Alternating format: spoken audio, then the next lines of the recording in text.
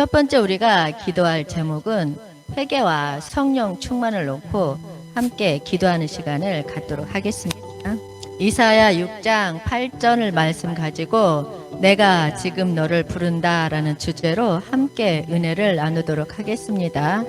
이사야 6장 8절 말씀입니다. 내가 또 주의 목소리를 들으니 주께서 이르시되 내가 누구를 보내며 우리를 위하여 갈고 하시니 그때 내가 이르되 내가 여기 있나이다 나를 보내소서 하였더니 아멘. 16세기 스코틀랜드 종교적으로 암울했던 그 시대에 하나님은 한 사람을 부르셨습니다. 그의 이름은 존 녹스. 평범한 신학생 출신이었던 그는 한때 로마 카톨릭의 위협 아래 두려움 속에 몸을 숨겼던 인물이었습니다. 그러나 하나님은 그를 피하지 못할 자리, 기도 자리로 이끄셨고 결국 그는 스코틀랜드 종교개혁에 불을 지핀 인물이 됩니다. 그는 이렇게 기도했습니다. 하나님, 이 나라를 내게 주시옵소서. 그렇지 않으면 제가 죽겠습니다. 그의 기도는 단순한 신앙적인 열정이 아니었습니다. 눈물로 드린 절박한 부르짖음이었습니다. 당시 스코틀랜드의 여왕 메리 스튜어트는 이렇게 고백했습니다. 나는 스코틀랜드의 모든 군대보다 존 녹스의 기도를 더 두렵게 생각한다. 한 사람의 기도가 민족의 방향을 바꾼 것입니다. 역사는 언제나 무명의 한 사람, 그러나 무릎을 꿇는 그 한 사람을 통해서 움직였습니다. 오늘 함께 나눌 이사야 6장도 마찬가지입니다. 한 나라가 영적으로 무너지고 왕이 죽고 백성의 마음이 흔들릴 때 하나님은 많은 사람이 아닌 한 사람을 부르십니다. 내가 누구며 누가 우리를 위하여 갈고 이 하나님의 음성은 지금도 여전히 들리고 있습니다. 그리고 그 응답은 오늘 이 자리에 있는 나로부터 시작될 수 있습니다. 이사야 6장 1절은 이렇게 시작됩니다. 우시야 왕이 죽던 해에 내가 보았는데 이 한 구절은 당시 시대의 분위기를 압축해 보여줍니다.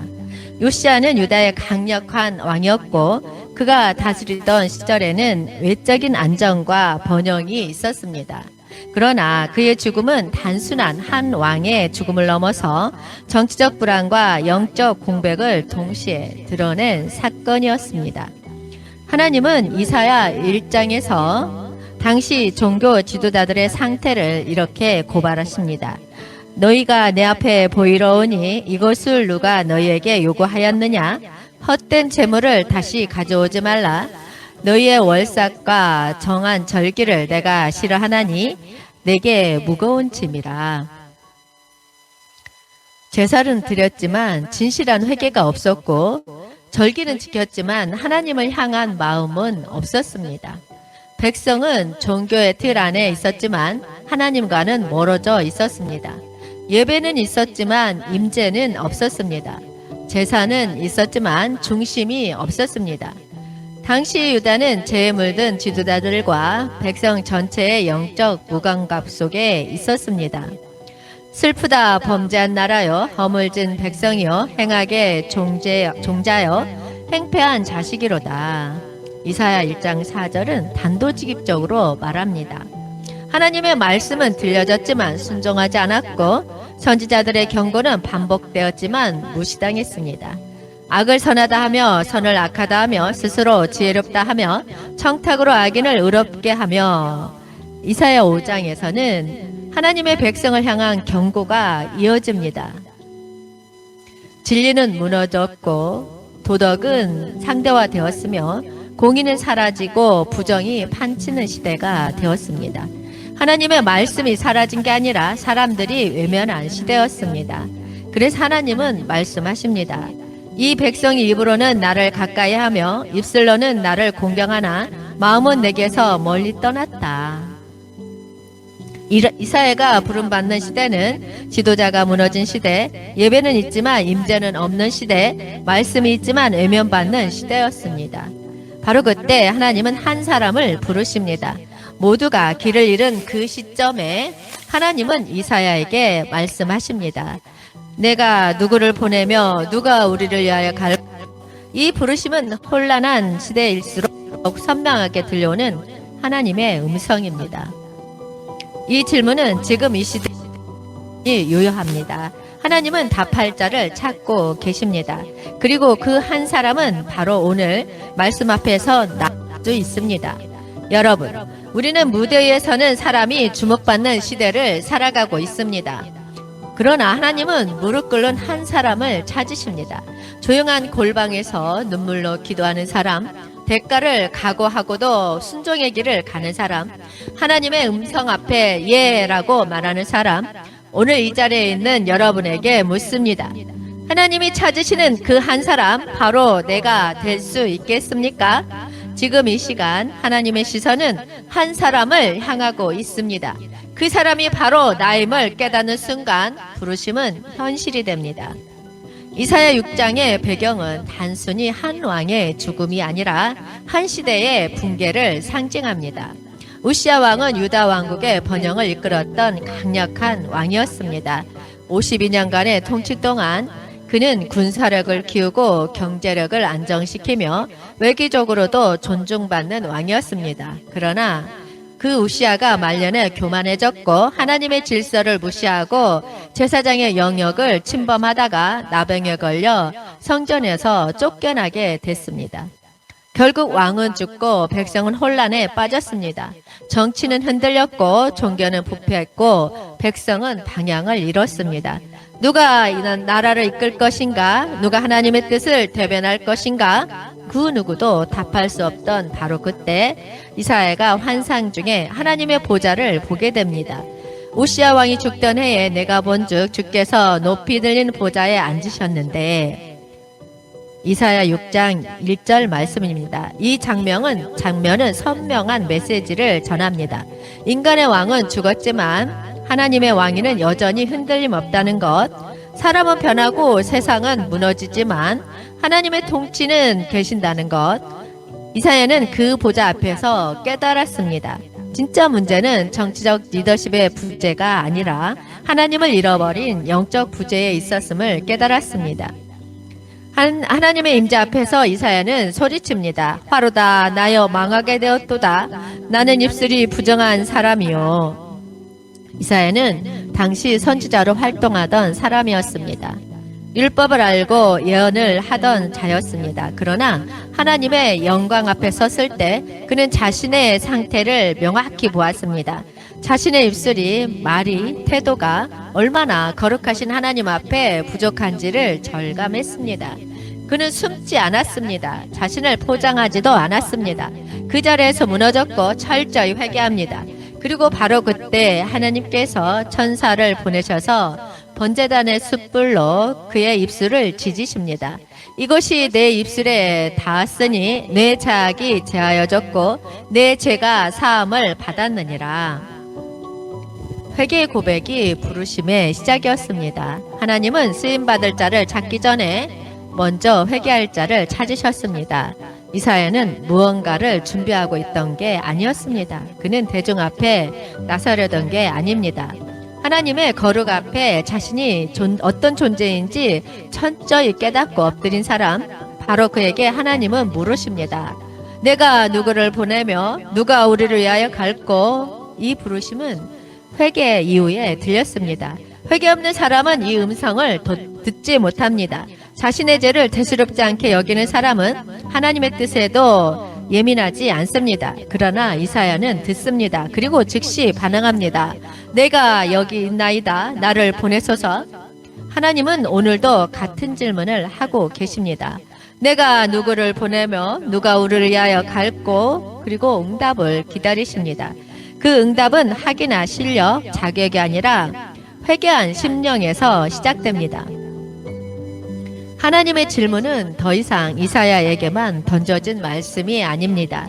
내가 누구를 보내며 누가 우리를 위하여 갈꼬? 이 질문은 지금 우리 각자에게 던져지고 있습니다. 이 시대, 이 땅, 이 교회, 그리고 우리의 가정과 일터 앞에서 하나님은 여전히 한 사람을 찾고 계십니다. 그 질문 앞에 우리는 어떻게 반응하고 있습니까? 많은 사람들은 주님, 저는 아직 준비되지 않았습니다. 주님, 제게는 자격이 없습니다. 더 똑똑한 사람, 더 거룩한 사람, 더 능력 있는 사람을 보내소서 이렇게 대답합니다. 하지만 성경을 보면 하나님은 언제나 완벽한 사람을 부르신 적이 없습니다.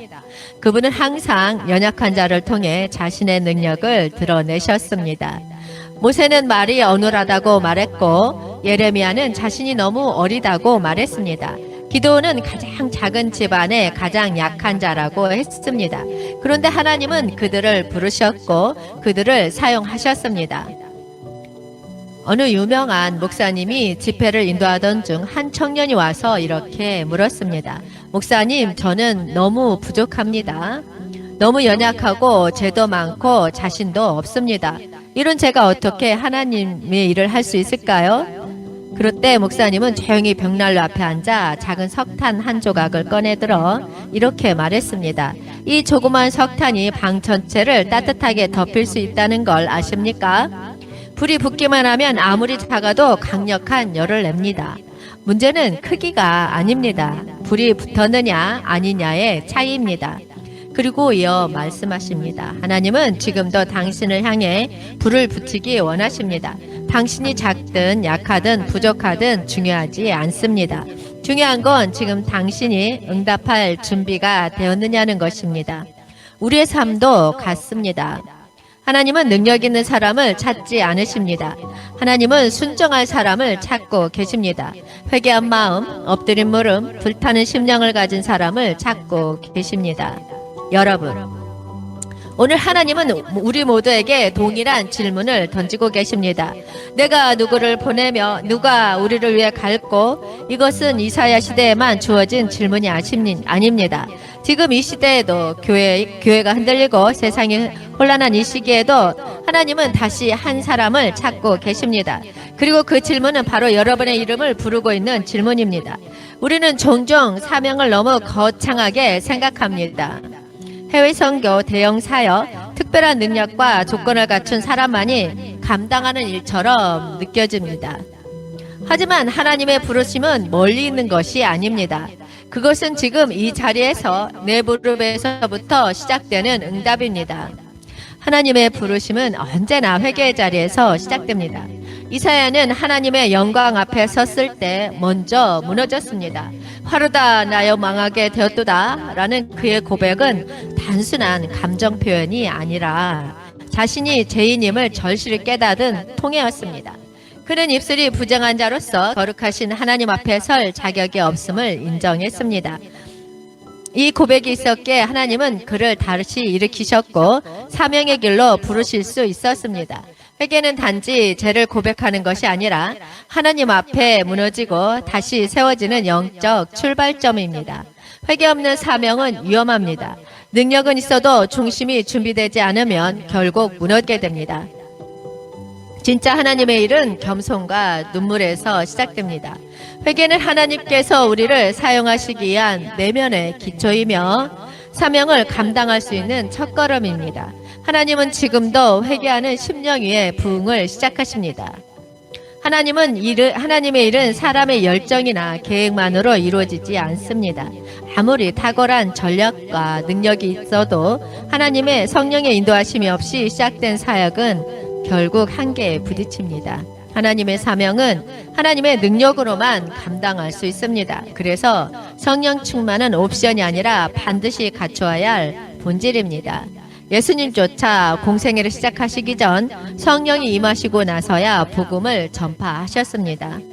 초대교회도 마찬가지입니다. 오순절 성령 충만함이 임한 후에야 비로소 제자들은 담대히 복음을 전했고 교회는 세상 속으로 뻗어나가기 시작했습니다. 우리가 기도해야 할 가장 우선순위는 이것입니다. 주님, 제 안에 정직한 영을 새롭게 하시고 성령으로 충만케 하옵소서. 이 기도 없이 사명을 감당하겠다는 것은 연료 없이 자동차를 몰고 가겠다는 것과 같습니다. 성령 충만은 사역을 위한 조건이 아닙니다. 그것은 사명을 밀고 가는 유일한 힘이며 날마다 의지해야 할 동력입니다. 이스라엘의 회복은 한 이사야로부터 시작되었고 초대교회의 부흥은 한 마가 다락방의 기도에서 시작되었습니다. 한국교회도 누군가의 눈물과 무릎에서 다시 살아났습니다. 그렇다면 지금 이 시대에 한 사람은 누가 되어야 하겠습니까? 그 사람은 바로 나임을 자각하십시오. 하나님은 능력 있는 자보다 순종하는 자, 무릎 꿇는 자, 오늘 응답하는 자를 통해서 일하십니다. 한 교회에 나이 지긋한 노 권사님이 계셨습니다. 이 권사님은 10년 넘게 매주 수요일, 목요일 새벽마다 같은 기도 제목으로 무릎을 꿇었습니다. 주님, 이 교회를 다시 살려주옵소서. 주님, 쓰실 사람이 없다면 제가 그 사람 되게 하옵소서. 늘 같은 자리, 늘 같은 기도. 기도의 말은 특별하지 않았습니다. 때론 너무 단조롭고 늘 반복되는 말 같았습니다. 그래서 어떤 이들은 그 기도는 너무 식상하다라고 생각하기도 했습니다. 그 기도 모임엔 사람이 많지도 않았고 특별한 감동이 있는 시간도 많지 않았습니다. 그런데 어느 날 교회에 작은 변화가 일어나기 시작했습니다. 담임 목사님의 설교에서 눈물이 흐르기 시작했고 말씀 속에 회개의 메시지가 더 깊이 배어들었습니다. 예배 중 찬양의 은혜가 살아났고 그동안 떠났던 청년들이 하나둘 다시 모이기 시작했습니다. 시간이 지나 담임 목사님은 어느 주일 예배 중 이렇게 고백했습니다. 저는 제 안에 회복을 경험했습니다. 그 시작이 어디였을까 기도하며 되돌아보았습니다. 그리고 알게 되었습니다. 그 모든 부흥의 시작은 누군가의 무릎에서 시작된 것이었습니다. 바로 매주 같은 자리에 앉아 같은 말로 그러나 진심으로 하나님께 부르짖던 한 권사님의 눈물 어린 기도에서 말입니다. 사람들이 기억하지 못했던 그 기도는 하나님 앞에서는 결코 사라지지 않았습니다. 그 오래된 기도가 지금의 부흥을 열었습니다. 여러분, 하나님은 기도 잘하는 사람을 찾지 않으십니다. 기도를 계속하는 사람, 무너진 틈 앞에서 끝까지 자리를 지키는 한 사람을 찾으십니다. 그리고 오늘 그 한 사람이 바로 내가 될 수 있습니다. 주님, 쓰실 사람이 없다면 제가 그 사람 되게 하옵소서. 이 기도가 오늘 우리 입술과 심령에서 울려 퍼지기를 소망합니다. 두 번째로 기도할 제목은 교단과 각 교회 담임 목사님들을 위해서 기도하는 시간을 갖도록 하겠습니다.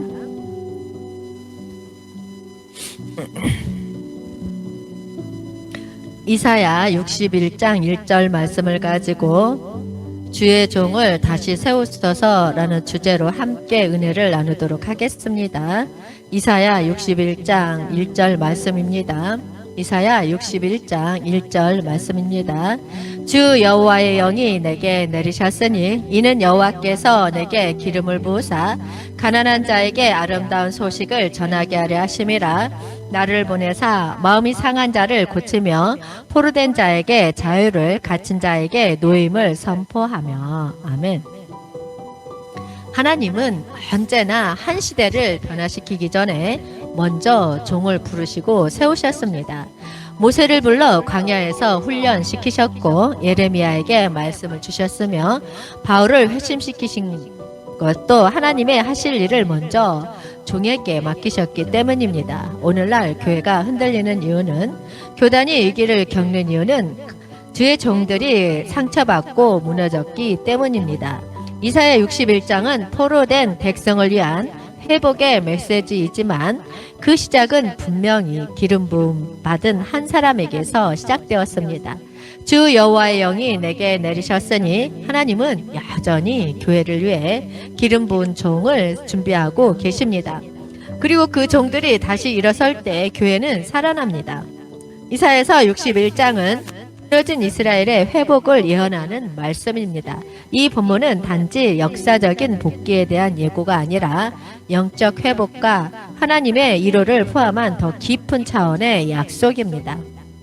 당시는 바벨론 포로기 이후 또는 포로기 말기의 상황을 반영하였습니다. 기원전 586년 바벨론은 예루살렘을 침공해 성전을 불태우고 성벽을 무너뜨렸으며 백성들을 포로로 끌고 갔습니다. 남은 자들은 황폐한 땅 위에서 살아야 했고 포로로 끌려간 자들은 이방 땅에서 정체성을 잃어가며 고통 가운데 있었습니다. 그러나 하나님은 그 시대를 고치시기 전에 먼저 기름 부은 자를 세우십니다. 그를 통해 말씀하게 하시고 상한 마음을 고치고 자유를 선포하게 하십니다. 마음이 상한 자를 고치며 포로된 자에게 자유를, 이 일은 백성들에게 임하기 전에 먼저 기름 부은 받은 자에게 임한 것입니다. 오늘날 수많은 목회자들이 만없이 무너지고 있습니다. 매주 말씀을 선포해야 하지만 그 마음에는 절망과 고독이 깊어져 갑니다.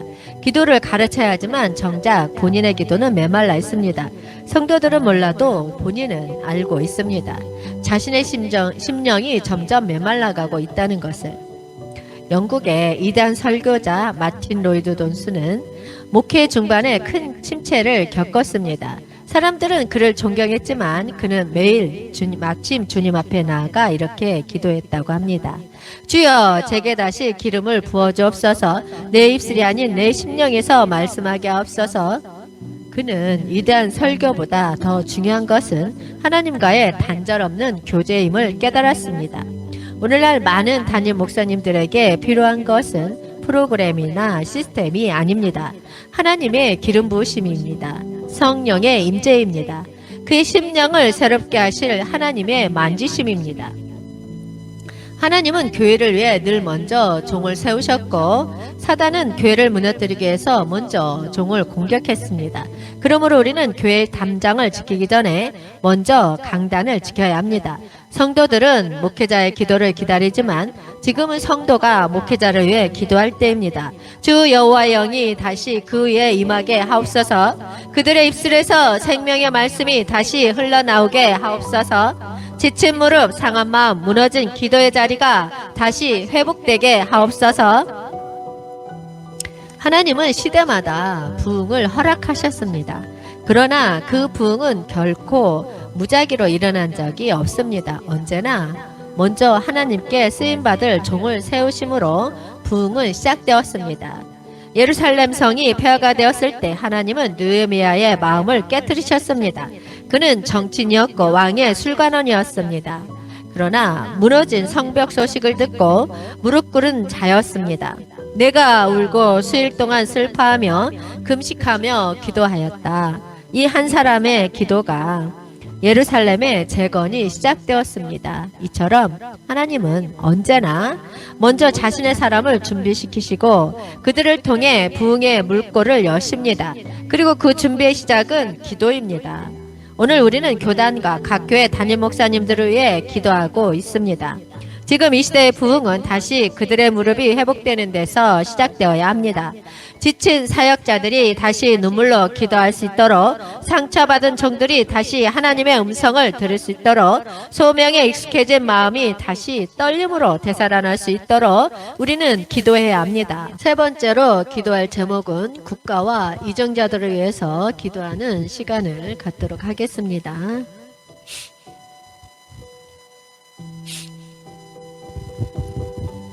역대하 7장 14절 말씀을 가지고 이 땅을 고쳐주소서라는 주제로 함께 은혜를 나누도록 하겠습니다. 역대하 7장 14절 말씀입니다. 내 이름으로 일컫는 내 백성이 그들의 악한 길에서 떠나 스스로 낮추고 기도하여 내 얼굴을 찾으면 내가 하늘에서 듣고 그들의 죄를 사하고 그들의 땅을 고칠지라. 아멘. 지금 우리가 살아가는 이 나라는 여러모로 상처 입은 땅입니다. 2020년 이후 한국 사회는 유례없는 위기와 긴장 속에서 흔들려 왔습니다. 팬데믹은 단순한 보건 위기가 아니었습니다. 코로나19에 소상공인과 자영업자들은 무너졌고 수많은 청년들은 일자리를 잃거나 불안정한 고용에 내몰렸습니다. 2023년 기준 청년 실업률은 여전히 7%를 넘고 있으며 해일초선이라는 단어는 여전히 젊은 세대의 깊은 상처를 반영합니다. 2022년 10월 29일 이태원 압사 참사는 이 땅에 무능하고 방치된 공공 시스템을 그대로 드러냅니다. 159명이 현장에서 목숨을 잃었고 수많은 청년의 생명이 아무 설명도 없이 사라졌습니다. 사고 위의 대처, 책임 회피, 정치적 공방은 많은 이들에게 씻을 수 없는 상실감과 분노를 남겼습니다. 경제는 불안정하고 정치적 갈등은 날로 심해지며 사회는 분열과 혐오의 언어로 병들어가고 있습니다. 단지 정책이나 제도 때문만이 아닙니다. 그보다 더 깊은 문제는 하나님을 두려워하지 않는 마음, 공의를 잃어버린 영혼, 진리를 외면한 문화 때문입니다. 우리는 종종 이정자들이 문제다라고 말합니다. 그러나 하나님은 본문에서 말씀하십니다. 내 이름으로 일컫는 내 백성이, 하나님은 정치 지도자들보다 먼저 자신의 백성, 즉 하나님의 교회가 회개하고 기도할 것을 명령하십니다. 나라의 회복은 정권 교체에서 오지 않습니다. 하나님의 얼굴을 구하는 백성의 무릎에서 시작됩니다. 역대하 7장은 솔로몬이 성전을 건축하고 하나님께 봉헌하는 장면입니다. 온 백성이 제사를 드리고 기뻐하는 때 하나님은 밤에 솔로몬에게 나타나 말씀하십니다. 내가 이 성전을 택했고 내 기도를 들었다. 그러나 만약 백성이 죄를 짓고 이 땅에 메마름과 재앙이 온다면, 그러고 나서 이어지는 말씀입니다. 내 이름으로 일컫는 내 백성이 그들의 악한 길에서 떠나 스스로 낮추고 기도하여 내 얼굴을 찾으면 내가 그들의 죄를 사하고 그들의 땅을 고칠지라. 아멘. 이 말씀은 단지 개인의 축복이 아닙니다. 공동체적 회복의 열쇠가 기도하는 백성의 회개에 있다는 것을 분명히 선언하신 것입니다. 우리는 지금 본문의 상황을 살아가고 있습니다. 탐욕이 정책을 움직입니다. 권력은 책임이 아니라 이익의 수단이 되었습니다. 정직보다 능력이, 공의보다 속도가, 진리보다 감정이 앞서는 시대입니다. 하나님을 경외하지 않는 유정자들이 권력을 쥐고 교회는 침묵하거나 분열 속에 갇혀 있습니다. 그러나 하나님은 오늘도 동일하게 말씀하십니다. 내 백성이 기도하면 내가 땅을 고치겠다. 청년 에반 로버츠의 눈물의 기도에서 시작된 영국 웨일즈 부흥은 단순히 교회만 변화시킨 것이 아닙니다. 술집들이 문을 닫았고 도둑질이 사라졌고 경찰서가 할 일이 없어졌습니다. 심지어 광산의 말들이 새로 강부들이 정직해든 말을 못 알아듣게 되는 상황이 전해질 정도입니다. 무엇이 그 지역을 바꿨습니까? 정치가 아니었습니다. 한 사람의 무릎에서 시작된 회개와 기도, 그리고 백성들의 성령의 감동 속에서의 돌이킴입니다. 여러분, 우리는 더 이상 기다릴 수 없습니다. 국가의 문제를 누군가 해결해 주기를 바라며 손 놓고 있어서는 안 됩니다. 하나님은 이 땅의 회복을 기도하는 교회에게 맡기셨습니다. 우리는 다음과 같이 기도해야 합니다. 하나님, 이 나라의 지도자들에게 하나님의 두려움을 부어주옵소서. 법과 제도 속에 하나님의 공의가 흐르게 하옵소서. 이 민족의 교만을 꺾으시고 십자가 앞에 엎드리게 하옵소서. 우리는 불평하는 자리가 아니라 중보하는 자리에 서야 합니다. 여러분, 하나님은 오늘도 이 백성을 통해 말씀하십니다. 내 이름으로 일컫는 내 백성이 그들의 악한 길에서 떠나 스스로 낮추고 기도하여 내 얼굴을 찾으면 내가 하늘에서 듣고 그들의 죄를 사하고 그들의 땅을 고칠지라. 이 말씀은 조건이 분명합니다. 하나님은 무너진 제도를 먼저 고치겠다고 하시지 않으셨습니다. 하나님은 바뀐 정치판을 통해 회복시키겠다고 하지 않으셨습니다. 하나님은 먼저 백성의 회개, 교회의 눈물, 한 사람의 기도를 기다리십니다. 하나님은 지금도 한 사람을 찾고 계십니다. 제도개혁 이전에 무릎 꿇을 수 있는 백성, 정책 변화보다 진리 앞에 울 줄 아는 교회, 목소리를 높이기보다 골방에서 먼저 엎드릴 수 있는 중보자, 이 나라의 회복은 높은 자리에 있는 소수에게 달려있지 않습니다.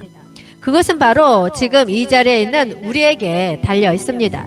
우리가 회개할 때, 우리가 낮아질 때, 우리가 하나님을 찾을 때, 그때 주님은 땅을 고치시겠다고 약속하셨습니다.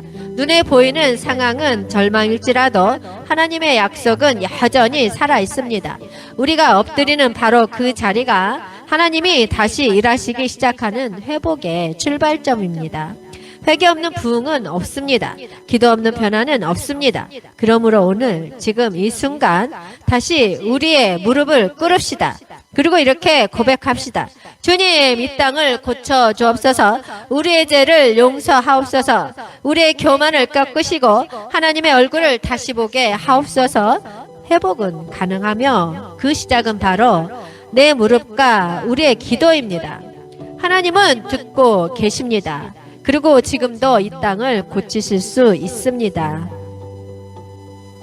그 역사의 통로가 바로 우리가 되기를 간절히 소망합니다.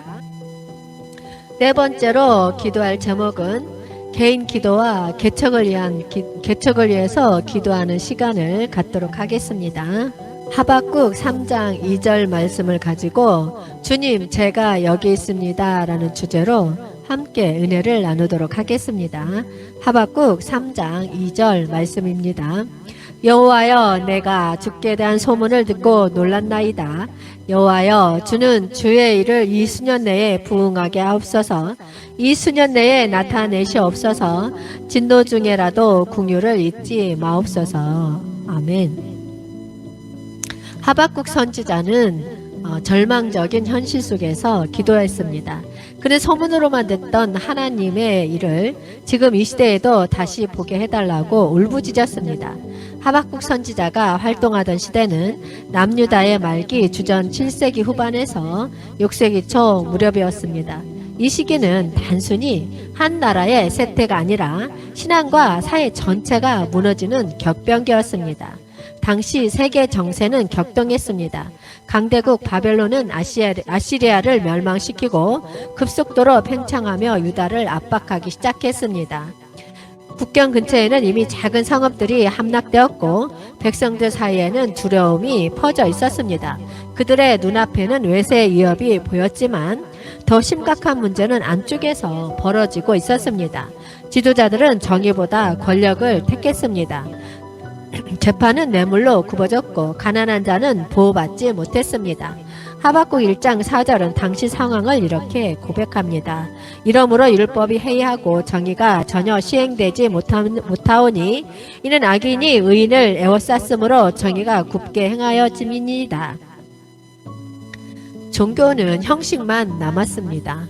성전은 열려 있었지만 백성들은 하나님을 진심으로 찾지 않았습니다. 겉으로는 제사를 드렸지만 그들의 삶은 탐욕과 이기심에 가득했습니다. 율법은 낡은 전통처럼 여겨졌고 선지자의 외침은 무시당했습니다. 결국 하나님께서 선포하신 말씀은 백성에게 들리지 않았고 그 영적 공백은 곧 도덕적 타락으로 이어졌습니다. 그 속에서 선한 자들은 소외되고 고통받았습니다. 공의를 외치는 자들은 오히려 비웃음을 당했고 악인은 더욱 당당해졌습니다. 하박국은 이 현실을 목격하며 하나님께 질문을 던졌습니다. 주여, 어찌하여 보시면서도 잠잠하시나이까? 이 절규는 단지 개인의 탄식이 아니었습니다. 선지자로서 그리고 하나님을 사랑하는 자로서 이 땅이 무너짐을 견딜 수 없었던 절실한 절규 부르짐이었습니다. 하박국은 시대의 자학을 보며 외면하지 않았고 하나님의 응답을 끝까지 기다렸습니다. 그는 하나님 앞에 섰고 담대히 외쳤습니다. 여호와여, 주의 일을 이 수년 내에 부응하게 하옵소서. 이 기도는 단지 나라를 향한 외침이 아니었습니다. 하나님의 일을 다시 보고자 하는 간절한 갈망이었습니다. 그리고 이 갈망은 지금 우리에게도 동일하게 필요합니다. 하박국 선지자가 살던 시대는 불의가 만연하고 의인이 고통받는 현실이었습니다. 그는 그 시대의 모순을 외면하지 않았습니다. 선지자로서의 사명을 감당하면서도 그는 사람들과 같은 질문을 하나님께 던졌습니다. 여호와여, 내가 부르짖어도 주께서 듣지 아니하시니 어찌된 일입니까? 어찌하여 악인이 형통하고 정의는 무시당합니까? 이 질문은 오늘 사는 우리 마음에서도 터져나옵니다. 정치는 혼란스럽고 각자 도생의 시대 속에 신뢰는 무너지고 있습니다. 경제는 위태롭고 청년들은 내일을 기대하지 못한 채 살아가고 있습니다. 교회는 세상과 섞여가고 성도들은 진리보다 감정에 이끌려 흔들립니다. 말씀이 선포되지만 그 말씀 앞에 반응하는 마음은 점점 메말라갑니다. 하박국은 이 상황 앞에서 도망치지 않았습니다. 그는 단식했지만 도망가지 않았고 질문했지만 믿음을 포기하지 않았습니다. 그는 자신의 마음 깊은 곳에서 올라오는 의문들을 기도로 바꿨고 그 기도 속에서 하나님의 뜻을 묻기 시작했습니다. 그의 부르짖음은 결국 한 고백으로 이어집니다. 여호와여, 이 수년 내에 주의 일을 부응하게 하옵소서. 이 말은 단지 시대의 변화를 외치는 선언이 아닙니다. 자기 자신이 그 부응의 도구가 되기를 원하는 헌신의 고백입니다. 진노 중에도 궁유를 잊지 마옵소서. 하박국은 시대를 원망하거나 사람을 정죄하지 않았습니다. 오히려 하나님의 궁유를 구하며 자신이 먼저 무릎을 꿇었습니다. 지금 우리가 살아가는 시대도 다르지 않습니다. 혼란과 분열, 불의와 냉소, 신앙의 침체와 영적 무감각이 가득합니다. 하지만 하나님은 여전히 한 사람을 찾고 계십니다. 세상을 바꿀 완벽한 사람이 아니라 기도할 사람, 무릎을 꿇을 사람, 말씀 앞에 반응할 한 사람을 부르고 계십니다. 그 사람이 하박국이었고 그 사람이 바로 오늘 나일 수 있습니다. 하나님의 부흥은 탄식에서 시작되지만 그 탄식이 기도로 바뀌는 자리에서 하나님은 다시 일하십니다. 하박국 선지자의 기도 가운데 가장 인상 깊은 표현이 있습니다. 여호와여, 이 수년 내에 주의 일을 부응하게 하옵소서. 이 고백에는 한 가지 분명한 결단이 담겨 있습니다. 부흥은 언젠가 오기를 기다리는 일이 아니라 지금 이 시대에 이 자리에서 시작되기를 구하는 간절함입니다. 하박국은 말합니다. 나중에가 아니라 지금, 누군가가 아니라 나, 어디선가가 아니라 이곳, 하나님께 부흥을 요청하며 그는 먼 미래를 상상하지 않았습니다. 그는 지금 무너진 현실을 보며 지금 이 순간에 하나님의 일하심이 필요함을 외쳤습니다. 이 수년 내에 라는 말은 단순한 시간의 표현이 아닙니다. 그건 긴박감이고 현실의 절박함이며 신앙의 적극적인 고백입니다. 성경을 보면 하나님은 언제나 가장 준비된 사람보다 지금 응답할 사람을 사용하셨습니다. 모세는 나는 말이 어눌합니다 라며 뒷걸음쳤지만 하나님은 내가 너와 함께 하겠다고 하셨습니다. 느헤미야는 왕의 술관원이었지만 백성의 고통 앞에 마음이 무너졌고 그 탄식이 기도로 이어졌습니다. 엘리야는 바알의 선지자들 앞에 혼자 서 있었지만 하늘에서 불이 떨어졌습니다. 모두 그 시대에 부름받은 사람들입니다. 지금 이 시대에도 예외는 아닙니다. 하나님은 지금도 누군가를 통해서 다시 일하시기를 원하십니다. 우리의 조건을 보지 않으십니다. 하나님은 이렇게 말씀하십니다. 내가 너를 부른다. 내가 너와 함께 하겠다. 그렇기에 중요한 질문은 내가 얼마나 준비되었는가가 아니라 지금 나는 하나님의 부르심 앞에 응답할 마음이 있는가입니다. 하박국의 기도처럼 우리도 이렇게 기도해야 합니다. 주여, 이 수년 내에 부응하게 하옵소서. 지금 이 시간, 이 자리, 이 인생을 통해서 일하시옵소서. 하나님은 부응을 미래의 약속으로만 남겨두지 않습니다. 오늘 순종하는 자의 무릎에서 시작하십니다. 몇 년 전 서울 변두리에서 한 목사님이 아무도 없는 낡은 상가 건물 2층에 교회를 시작했습니다. 예배당 의자는 10개 뿐이었고 첫 주 출석은 가족 4명이 전부였습니다. 그런데 매일 새벽마다 목사님은 이렇게 기도했습니다. 주님, 사람은 없어도 주님은 계십니다. 이 자리를 성령으로 채워주옵소서. 제가 여기 있으니 주님 일하시옵소서. 1년 후 그 교회는 20명이 모이기 시작했고 3년 후 그 매주일 100명이 넘는 이들이 모여서 예배드리는 공동체로 자라났습니다. 목사님은 이렇게 고백합니다. 개척은 두려웠지만 두려움보다 순종이 앞섰습니다. 주님이 부르셨기 때문에 제가 한 일은 예라고 말한 것뿐입니다. 많은 사람들이 부르심은 특별한 순간이나 특별한 사람에게만 주어지는 것으로 오해합니다. 대형 집회에서 은혜 넘치는 예배 중에 혹은 어떤 계시적인 경험을 통해서만 하나님이 부르신다고 생각합니다. 그러나 성경을 보면 하나님은 언제나 지금 있는 자리에서 사람을 부르셨습니다. 모세는 광야에서 양을 치다 하나님의 부르심을 받았고, 엘리야는 밭을 갈다가 엘리야의 망토를 덮었으며 부르심을 받았습니다. 마태는 세리의 자리에 앉아 있을 때 주님의 부르심을 받았고, 베드로는 고기잡이 배 위에서 나를 따르라는 음성을 들었습니다. 개척은 단지 교회를 세우는 행정적 사건이 아닙니다. 개척은 하나님의 말씀을 따라 먼저 한 걸음 내딛는 일입니다. 아직 열매가 보이지 않아도, 길이 보이지 않아도 말씀 앞에서 예라고 반응하는 것이 바로 개척입니다. 그건 비단 교회를 세우는 목회자에게만 해당되는 말이 아닙니다. 자녀의 신앙을 붙잡고 다시 무릎 꿇는 부모, 깨진 관계를 회복하려는 작은 용기를 낸 성도, 직장에서 믿음을 지키며 고분분투하는 이들, 주님의 부르심 앞에서 사역을 준비하며 기도하는 모든 이들이 다 개척자입니다. 하나님은 준비된 환경을 원하지 않으십니다. 하나님은 준비된 심령을 찾고 계십니다. 오늘 이 자리, 바로 내가 있는 그곳에서 주님, 제가 여기 있습니다 라고 응답하는 자를 통해서 하나님의 역사는 시작됩니다. 그 고백은 도망치지 않겠다는 선언이며 포기하지 않겠다는 결단이며 하나님의 일에 내 삶을 드리겠다는 헌신의 표현입니다. 주님, 제가 여기 있습니다. 이 말 한마디가 하나님 손에 들려질 때 아무것도 없는 곳에 길이 열리고 불가능하던 자리에 부흥이 시작됩니다. 지금 당신의 자리, 그곳이 바로 하나님이 일하시기를 원하시는 자리입니다. 하박국 선지자는 깊은 절망 속에서 부흥을 기도했습니다. 그는 세상이 무너지는 모습을 보고 탄식했고 하나님께 질문을 던졌습니다. 그러나 그는 끝내 그 탄식을 믿음의 고백으로 바꾸었습니다. 여호와여, 이 수년 내에 주의 일을 부응하게 하옵소서. 진노 중에라도 국류를 잊지 마옵소서. 하박국은 언젠가가 아닌 지금 부응을 구했습니다.